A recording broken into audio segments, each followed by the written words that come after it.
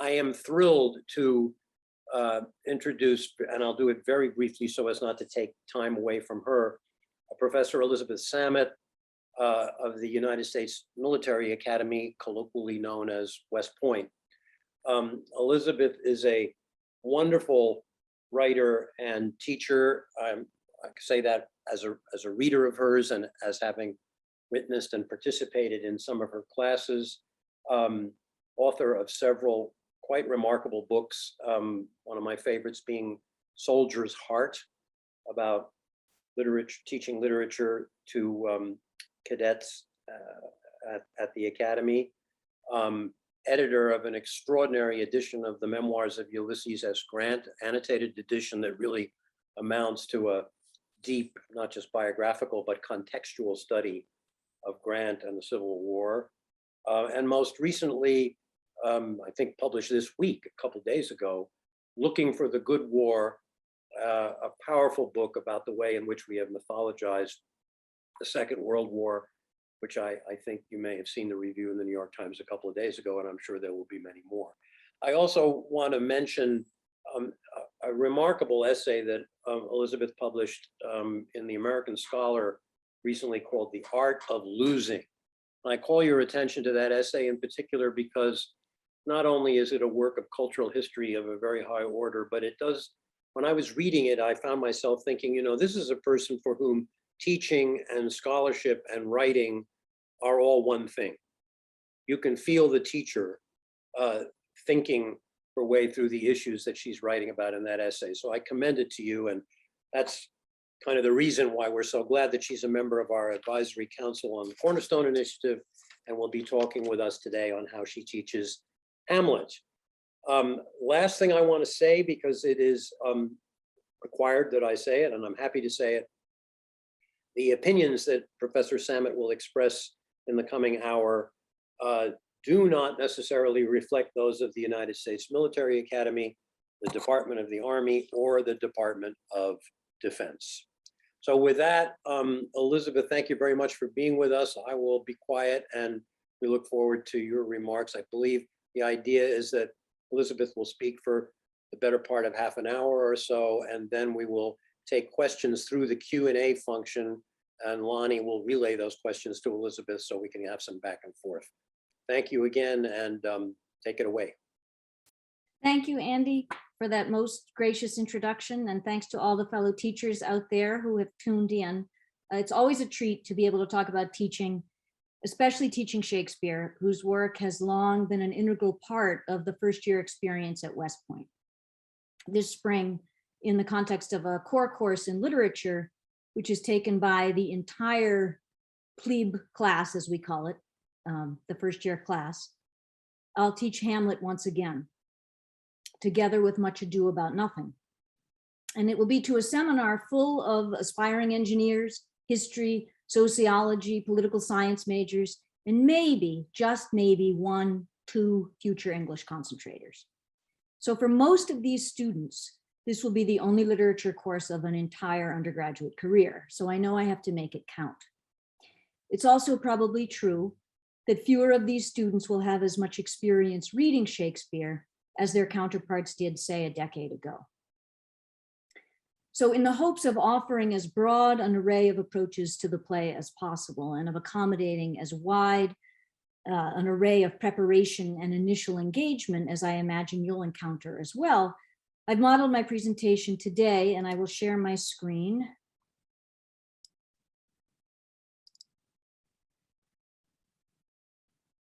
I've modeled it on Wallace Stevens' wonderful poem, 13 Ways of Looking at a Blackbird. And I'm sharing each way in a necessarily abbreviated presentation. And of course, anyone is welcome to ask for elaboration in the Q&A or to contact me afterward for further details. Okay, so here we go.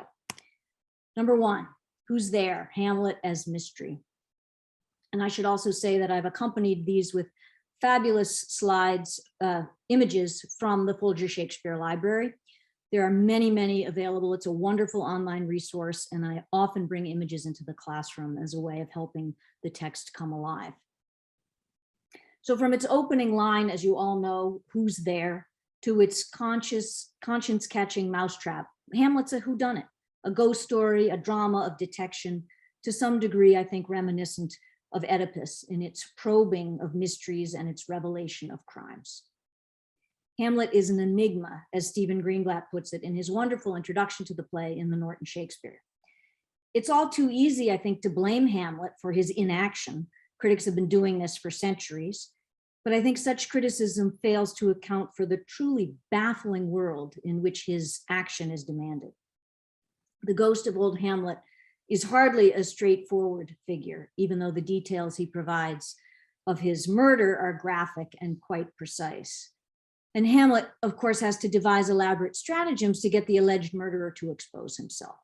The mysteries here, as Greenblatt observes, are several: forensic, psychological, ethical, even textual, given that the play exists in so many different versions. And I think side-by-side comparison of those versions of the to be or not to be soliloquy, for example, can prompt rich discussions about artistic choices. But also, given that we lack Shakespeare's own manuscripts, about the fact that these texts are themselves a kind of reconstruction, a piecing together of a theatrical puzzle. This approach also introduces students to the material history of the editions they read from today: prompt books, printing technology, pirated editions, quartos, bad and good, and the folio, the first folio. The second way, Hamlet as adaptation.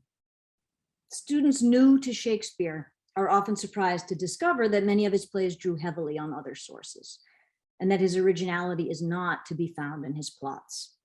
Shakespeare was, as we know, an opportunistic reader. Jonathan Bates' Soul of the Age is a wonderful resource for illuminating Shakespeare's learning, the different books and ideas he encountered. In the case of Hamlet, of course, we have Saxo Grammaticus's Danish history, Belforest's Histoire Tragique, and Thomas Kyd's The Spanish Tragedy. We also have what we think was the lost play known as the Hamlet, which was also likely by Kyd. Excerpts from the extant sources are readily available in inexpensive, often included at the backs of inexpensive modern editions of the plays, and they're available online as well. And like the exercise of comparing quarto and folio, an exercise that invites students to read scenes in the play alongside their source material helps them to see alternatives. And I've often found that that's one of the most important things we can help our students see. To see alternatives is, of course, to be able to see the significance of an artist's particular choices. Macbeth offers another terrific example of the way Shakespeare manipulated his sources. In the Chronicles, Macbeth rules for a leisurely 17 years and quite effectively. It's only in the play that his reign becomes a terrifying freight train hurtling toward disaster and death. This leads me to my next way into the play, which is probably the most obvious: revenge, a revenge tragedy. It's the genre's the most obvious way of looking at Hamlet, but it also helps us to contextualize the play within a long tradition of revenge tragedies which date back to antiquity. This approach allows you excursions to discuss ancient Greek and Roman plays, Aeschylus, Seneca, as well as Shakespeare's more immediate predecessor, Kyd, whom I've mentioned. It also gives you a chance to engage with Shakespeare's own early foray into this subgenre, the quite horrifying Titus Andronicus. I often find it useful to read an example of more mature Shakespeare together with a play from early in his career. Sometimes, as I'll do this spring, I pair different genres to illuminate the surprising things they might share. But at other times, I think it's helpful to show Shakespeare working twice in the same genre, or in a similar vein at least, to see him improving, practicing, reworking, revising his ideas, is to help students overcome a really paralyzing veneration of Shakespeare as a genius, full stop. He may well have been a genius, but I've never found that premise to be much of a conversation starter among 18-year-olds. I find it much more provocative to watch him honing his craft all the way along throughout his career. And one of the most important things he figured out how to do, and Hamlet shows this to, I think, great advantage, is how to represent interiority. To demonstrate his ability to reproduce the movement of thought in speech, You could look at Aaron the Moor's soliloquy in Titus, Act 2, Scene 1. You can also look at the final soliloquies of Richard III and Richard II to illuminate the foundations for this kind of speech.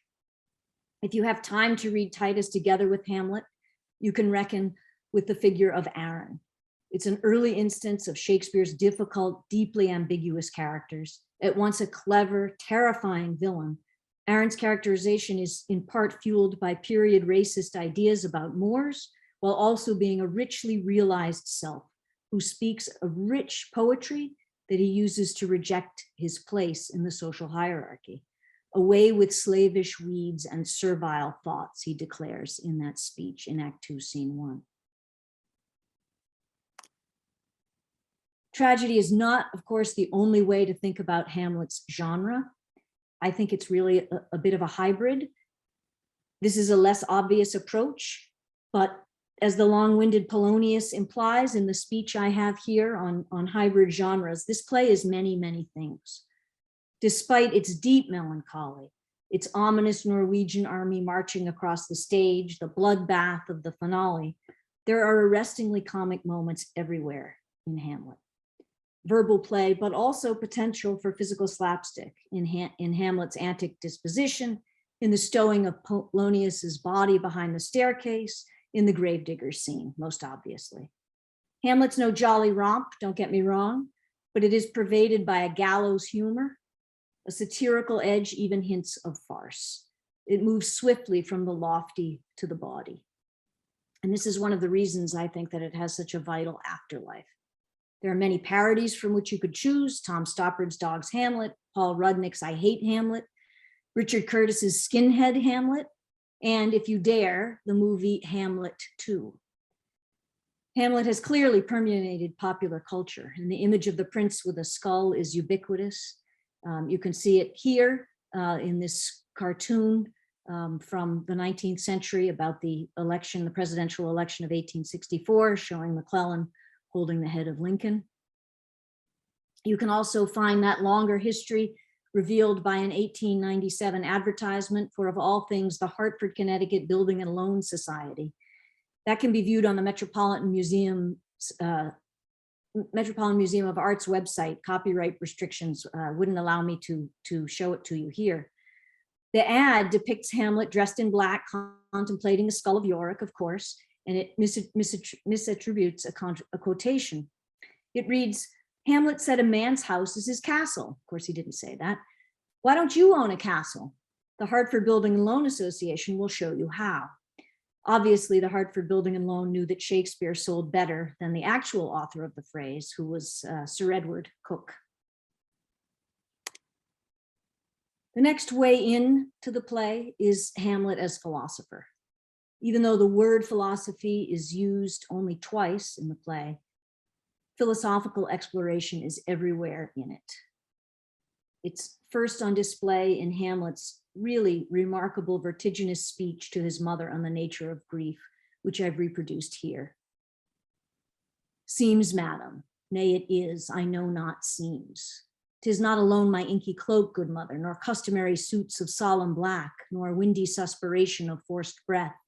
No, nor the fruitful river in the eye, nor the dejected havior of the visage, together with all forms, moods, shapes of grief that can denote me truly. These indeed seem, for they are actions that a man might play. But I have that within which passeth show. These but the trappings and the suits of woe. I still remember reading that passage for the first time as an undergraduate and being completely thrown by it, by thinking for the first time that all of these things that people showed to me may not, in fact, match what was deep within, and that maybe I did the same thing, and maybe this was just part of the human condition. And it was just one of those moments that I think back to as a transformative moment, as one of looking at the world in a new way. I always, as a result, spend a lot of time on that passage with my students, and I think it resonates today with them as well. So in addition to spending time on this speech, I obviously look at his meditations on human motive and on mortality in his soliloquies, and of course in the gravedigger scene toward the end. He's frequently indulging in thought experiments, which is what philosophers often do. He's interested in epistemology. How do we know what we know? He's interested in metaphysics. And I think as the play as a whole, he's deeply concerned with political philosophy, with realpolitik, with state repression, with the workings of courts and courtiers, with the machinations of flatterers, toadies, and spies. How is it, for example, the play demands that Claudius, a murderer and a usurper, after all, seems also to be a quite competent ruler, as his opening speech suggests? Why are things so rarely what they seem to be? This approach, this philosophical approach, also gives you a way to talk about the intellectual climate of the day, to include excerpts from some of the most powerful thinkers among Shakespeare's near contemporaries. I'm thinking in particular of Francis Bacon, his essay on revenge, for example, and Michel de Montaigne, whose work addresses issues central to this play, including vengeance, motive, skepticism.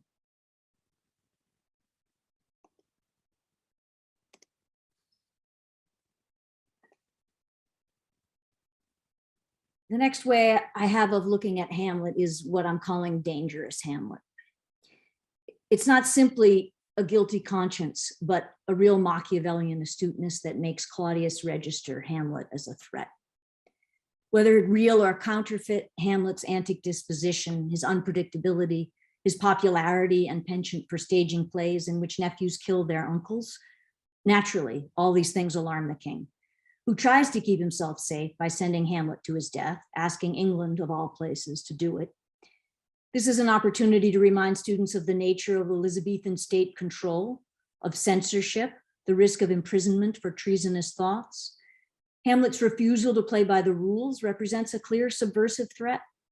And Claudius wasn't the only one to have noticed this. This image that I have on the slide here is quite remarkable. It's the first page of a samizdat copy of Boris Pasternak's translation of Hamlet. And it reminds us that literature can really have life and death stakes.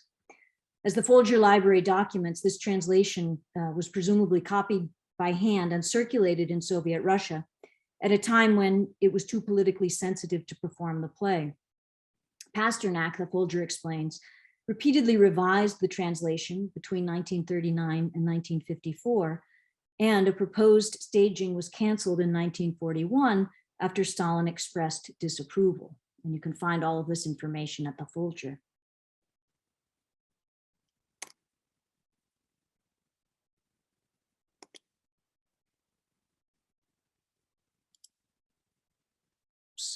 My slides are misbehaving. There we go. The next way into the play is Hamlet as improv. And here is a depiction of the mousetrap being performed. It's long seemed to me that one of the sources of this play's energy is Hamlet's gift for improvisation. We watch him make things up as he goes along. He follows a ghost where no one else dares to follow. He feigns madness. He stages this play, The Murder of Gonzago, and he even writes some of the lines for the actor to insert. In class, I like to capitalize on this highly self-conscious theatricality. I use the allusion to the globe at the beginning of Henry V for the same reason, to explore the play on the stage rather than simply on the page alone. The location of the Elizabethan theater on the South Bank of London, together with the brothels and bear baiting pits and other places where Elizabethans would go for entertainment. The experience of an outdoor theater, raucous, socially diverse audience, far less polite than we tend to be as audiences today. You can see that audience depicted in Olivier's Henry V and Shakespeare in Love as well. Also, the ever-present threat of closure as a result of outbreaks of plague. I think that is of particular resonance today. The nature of the acting company, all male, the costumes, the props, all of these things are help to enliven and to enrich our sense of what this text was used for, which was for working actors, a working theater. The history of Hamlet on the stage is so rich: Garrick, Keane, Irving, Booth, Gielgud, Burton, you name it, and on film as well. And I think that all of these examples suggest the enduring power and resilience of the play. I don't use film or recordings of stage productions first. I tend to let students find their own way through the text at first, but often as we're going, I might give them several representations of a particular scene in order to help them understand the alternatives. And I also ask them to read aloud themselves. We do a tremendous amount of that. I think there's nothing like reading a scene aloud to conquer the trepidation that often accompanies a first encounter with this language. From a teacher's perspective, there's nothing like watching a student really inhabit for the first time the language, suddenly to gain a new confidence. Those are some of my favorite and most memorable moments from class. I'm always asking them, as I said, to read aloud, to block out a scene, to perform live or on video, to understand the physicality of acting and the ways in which Shakespeare's language, we all know that he doesn't use very many stage directions, that the language themselves give clues to what the actor should do and how the actor should move. We also have the great luxury of inviting professional actors to lead our students through workshops. And that is an invaluable component to our class. John Barton's Playing Shakespeare, the book, but also the video, which is available in convenient segments on YouTube, is invaluable in this regard. It has the added benefit of featuring actors who are familiar to many students, but from completely different contexts. So Judi Dench, Ian McKellen, and Patrick Stewart. When they realize that those actors also play Shakespeare, it's quite a revelation. And the mention of Judi Dench leads me to my next subject, female Hamlets. The tradition of women playing Hamlet is amazingly, surprisingly robust. And it's odd in a play that's so pervaded by misogyny and a preoccupation with women's sexuality. I think its ugly obsessions are arguably more pervasive and intense than those of King Lear. That this play has also afforded women, and you see Sarah Bernhardt here, a fantastic performance opportunity. I think it's really important to discuss with students, and it's often uncomfortable, Hamlet's unnerving obsession with his mother's sexual relationship with Claudius, his unrelenting and sexually charged cruelty toward Ophelia, a cruelty frankly shared by Ophelia's brother Laertes and her father Polonius, who, remember, scolds her quite enthusiastically about her chastity, but also has no trouble using her as a pawn to bait Hamlet and to find out the true reason behind his madness. But the really inspiring counterpoint to all of this ugliness is the phenomenon of Hamlet being played by some of history's greatest actors. Sarah Bernhardt, as I mentioned, she also played, this is from an 19th century performance, obviously. She also made a film of it. The Danish star Asta Nielsen, more recently Maxine Peake, and Ruth Negga, whose stunning performance was the last live theater I saw before the pandemic. It was really astonishing in Brooklyn. These examples, as well as that of Glenda Jackson's recent Lear, also provide a way to talk about issues of representation, not only gender, but also issues of race and ethnicity and casting more generally.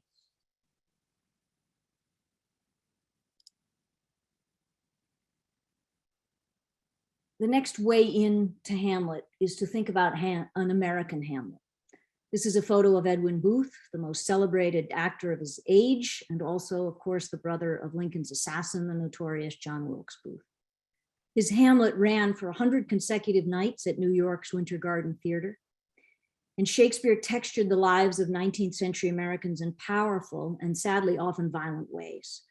The Astor Place riots between politically motivated partisans of rival theater companies, the connection between Lincoln's murderer Booth and Julius Caesar, James Shapiro's anthology, Shakespeare in America, and his more recent book, Shakespeare in a Divided America, provide abundant resources for this kind of approach. Another American Hamlet that has a special significance for my students is that of Morris Evans' G.I. Hamlet, which was first conceived when Evans found himself a captain in the United States Army Special Services branch, and he performed the G.I. Hamlet during the war with a cast of soldiers, and he later brought the show to Broadway. I've long been fascinated by what we might call the military history of theater, or the history of theater in the US Army.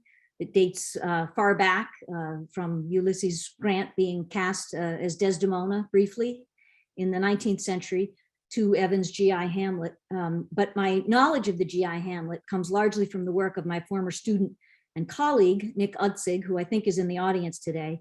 He is doing some absolutely magnificent archival research on Morris Evans' career. And he's taught me a lot about that play and about Evans' role in Shakespeare and American theater. The next way into Hamlet is to think about Hamlet as poetry. Now, again, this may seem obvious to us, but it's a great moment for the musicians, the mathematicians, and engineers in your class. Hamlet's largely blank verse, although of course there's a fair bit of prose, as there is in most of the plays.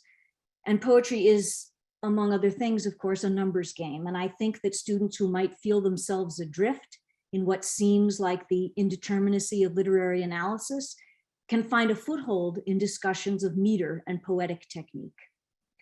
You can turn the origins of blank verse in Surrey's translation of Virgil, to the mighty line of Shakespeare's predecessor, Christopher Marlowe. You can also look at instances of poetry and prose, as well as rhymed and unrhymed verse in Shakespeare's own texts, as well as to the various ways in which he uses the line in dialogue, sometimes by the technique of having two characters share the line, as he does in Act 3, Scene 2 of Hamlet. Another great example of this is the wooing scene in Richard III. It's really electric, the way the characters finish and respond to one another's lines and half lines. John Barton devotes a great deal of time to this very topic, to pronunciation, emphasis, alternate readings in playing Shakespeare. And I use that resource quite a lot in class, but I also direct students to watch the video for homework.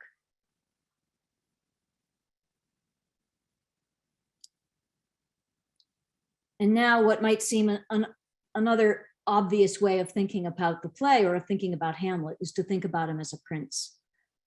But what did that mean then? And what does that mean now? Shakespeare, of course, conjures a society that has very particular expectations for the Prince of Denmark. He should behave in certain ways. He should show an appropriate amount of grief, but not too much. He should have decorum for the death of his father. He should love his mother and accept his new father. His father's ghost believes he should clearly and eagerly embrace the role of avenger. Laertes and Fortinbras are there, presented as belligerent foils to an ambivalent Hamlet, but he resists all of the roles he's expected to play. And ultimately, I think he takes vengeance almost incidentally.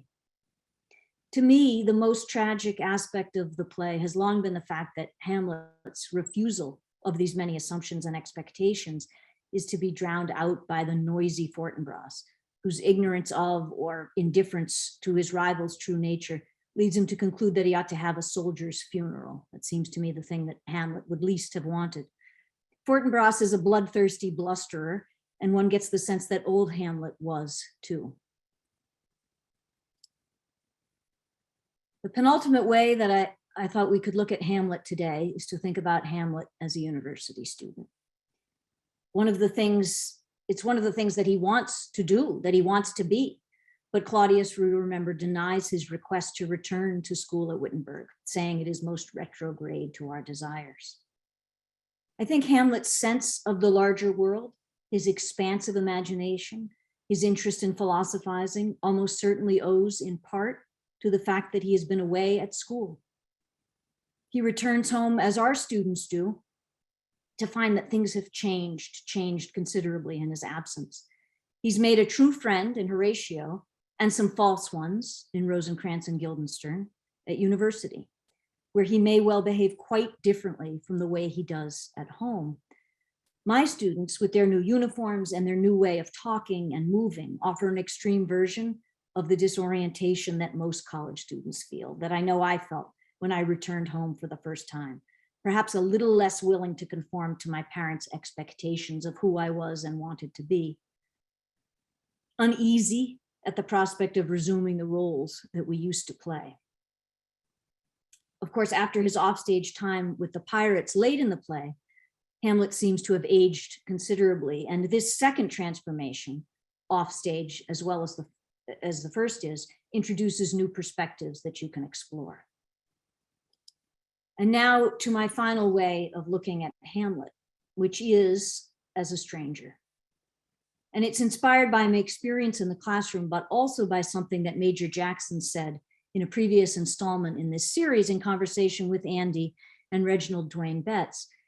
For those of you who want to see Major Jackson talking about this issue, it occurs at about the 41st minute of the recording that's available online. My students demand that the poems I teach them be relatable, Major explained, which, he continued, sounds like a tribal cry. Everything has to turn back to me and my world, and we know that their growth is going to be contingent on their being able to see beyond, and now I'm paraphrasing, their own particular worlds. Major's own objective in bringing the literature of the world to them, he said, was not so much to show them who they were, although that might ultimately happen, but to create, and now I'm quoting Major's eloquent formulation, a landscape of possibility of existing harmoniously on Earth. I too have felt besieged in recent years in the classroom and out by what I perceive to be an increasing reliance on relatability, such an ugly word, as the first and most important criterion in evaluating any given work of art, any text. If the only thing you're looking for in literature is a version of yourself, you can save a lot of time and effort by not reading at all. I really do believe that. Put the book down.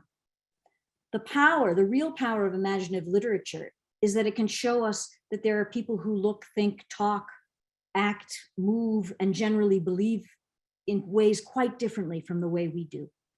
And that, no matter the moments of potential correspondence that I leaned heavily on in discussing Hamlet as a student, is the real point of reading this play or any potentially transformative text. Analogies are of limited utility. We are not Prince Hamlet, nor, to borrow a line from Eliot's Prufrock, are we meant to be.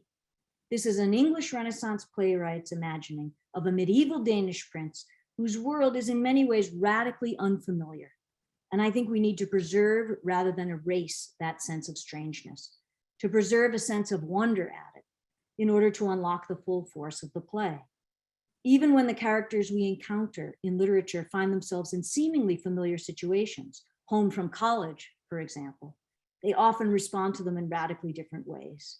Understanding those ways, honoring those differences, figuring out how to respond productively to them, those all seem to me among the most powerful gifts that a transformative text might offer. Thank you.